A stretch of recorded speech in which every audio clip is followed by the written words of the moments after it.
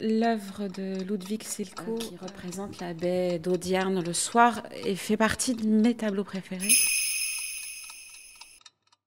Il représente un instant bien donné de la journée où la lumière vient confondre le ciel avec la mer et joue son rôle de, de miroir, de symétrie. On ne sait plus trop où est la ligne d'horizon, on ne sait plus trop si le soleil se couche ou se lève, mais on a quand même cette impression d'infini.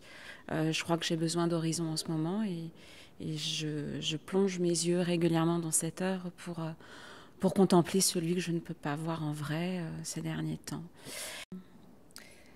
Très rapidement, une musique me vient à la tête quand je regarde ce tableau, c'est probablement une évidence, c'est une œuvre d'Arvo Pärt, ce compositeur estonien, une œuvre qui s'appelle Spiegel im Spiegel, donc le miroir dans le miroir, qui provoque la même sensation, la même mélancolie, le même sentiment d'éternité, à la fois de finitude qu'on peut avoir quand on écoute, quand on regarde cette œuvre.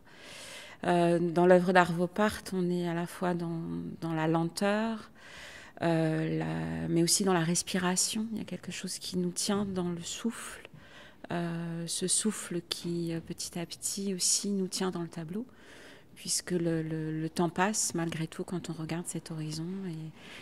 Et l'œuvre d'Arvo Pärt prend le temps de s'installer dans nos oreilles, prend le temps de s'installer dans notre je sais pas, dans notre cœur, allez, et probablement dans nos yeux d'une certaine manière, parce que des images sont là aussi. Ça charrie la même émotion, en fait, le même sentiment. Et puis probablement le même brouillard, la même lumière, le même bleu, à la fois dans la répétition, dans la symétrie, dans l'asymétrie et dans une symétrie, quelque chose qui est de cet ordre-là dans les deux œuvres, et qui perd le public, celui qui regarde et celui qui écoute.